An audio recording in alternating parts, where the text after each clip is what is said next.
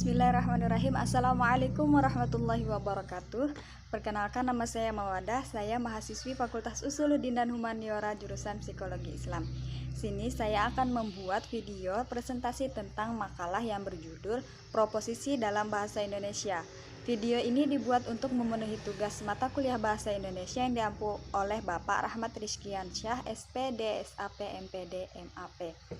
Untuk pembahasan, silahkan simak video berikut. Pengertian proposisi. Proposisi merupakan satu tutur atau pernyataan yang melukiskan beberapa keadaan yang belum tentu benar atau salah dalam suatu kalimat. Proposisi dalam istilah yang dipergunakan dalam analisis logika. Keadaan dan peristiwa-peristiwa itu pada umumnya melibatkan pribadi atau orang yang dirujuk oleh ujaran kalimat. Proposisi dapat bersifat mengakui atau meneguhkan hubungan antar gagasan atau yang disebut dengan afirmatif, dan dapat juga mengingkari atau menolak hubungan antar gagasan tersebut atau negatif. Kebenaran sebuah proposisi berkorespondensi dengan fakta, begitupun sebaliknya. Sebuah proposisi yang salah tidak berkorespondensi dengan fakta. Proposisi terdiri atas 4 unsur, 2 diantaranya merupakan materi pokok proposisi, sedangkan 2 yang lain sebagai hal yang menyertainya. 4 unsur tersebut ialah: pertama, term sebagai subjek, sesuatu yang disebutkan yang terdiri dari orang, benda, dan lain-lain. Term sebagai predikat ialah sesuatu yang diakui atau diingkari tentang term subjek. Yang ketiga, kopula atau robitah ialah kata-kata yang menunjukkan adanya suatu ikatan antara subjek dengan predikat. Yang keempat, kuantor merupakan pernyataan berapa banyak dari suatu objek dalam suatu sistem. Selanjutnya, jenis-jenis proposisi. Yang pertama, proposisi tunggal merupakan sebuah kalimat yang terdiri atas predikat dan subjek. Contoh, kelinci merupakan suatu hewan peliharaan. Subjeknya kelinci, predikatnya hewan peliharaan.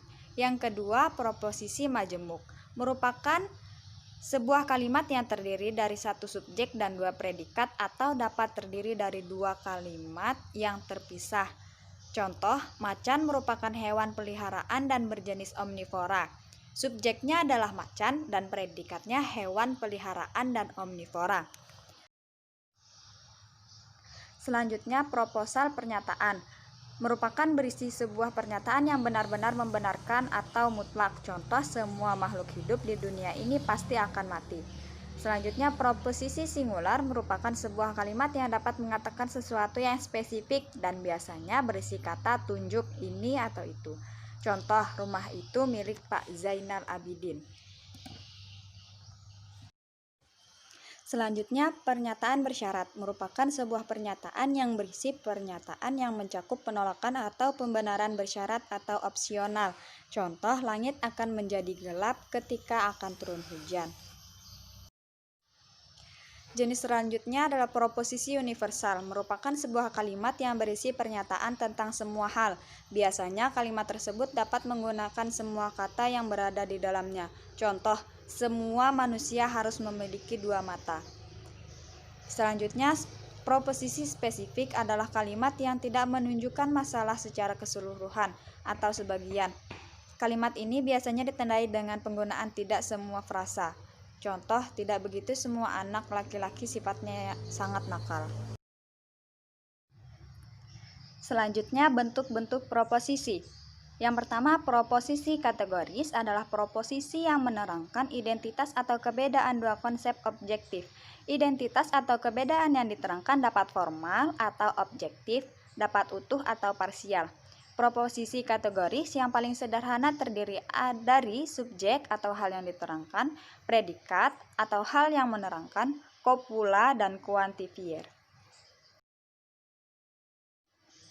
Selain proposisi kategoris, ada juga bentuk-bentuk proposisi lainnya, yaitu yang pertama, proposisi kompleks. Proposisi kompleks adalah proposisi yang subjek dan predikatnya atau juga kedua-duanya merupakan term-term kalimat yang kompleks. Misalnya, buku yang saya berikan kepadamu adalah kumpulan sajak dari W.S. Rendra. Yang kedua, proposisi majemuk. Proposisi majemuk adalah proposisi yang memuat berbagai subjek atau berbagai predikat. Dengan demikian, proposisi majemuk sesungguhnya mengandung berbagai atau sejumlah penuturan, tetapi hal tersebut bisa jelas atau tidak jelas. Yang ketiga, proposisi modal. Proposisi modal adalah proposisi yang dengan terang mengungkapkan apakah macam, identitas, atau kebedaan yang terdapat antara subjek atau predikat. Bentuk selanjutnya adalah proposisi hipotetis. Merupakan proposisi yang antara bagian-bagiannya terdapat hubungan dependensi atau ketergantungan, oposisi, kesamaan, dan lain-lain. Jadi, proposisi hipotetis berbeda dari proposisi kategoris baik dalam materi maupun bentuknya. Hal tersebut bisa kita rumuskan sebagai berikut. Yang pertama, materi suatu proposisi hipotetis bukanlah subjek dan predikat, melainkan bagian-bagian yang diantaranya diterangkan terdapat hubungan. Yang kedua, bentuk bukanlah identitas atau kebedaan yang diungkapkan oleh unsur penghubung atau kopula, melainkan suatu hubungan lain yang ditunjukkan oleh partikel-partikel konjungtif. Proposisi hipotetis atau usik hanya memuat sebuah penuturan.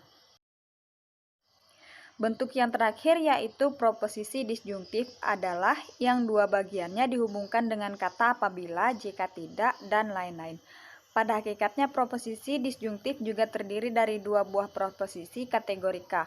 Sebuah proposisi disjungtif seperti proposisi itu benar dan proposisi itu salah. Kopula atau penghubung kalimat yang berupa jika dan maka mengubah dua proposisi kategorik menjadi permasalahan disjungtif. Kopula dari proposisi disjungtif bervariasi sekali, seperti contohnya hidup kalau tidak bahagia adalah susah.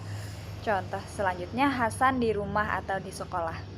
Terima kasih, demikian tadi video singkat yang saya buat. Semoga video ini bermanfaat dan atas segala kekurangan saya memohon maaf. Sampai jumpa. Wassalamualaikum warahmatullahi wabarakatuh.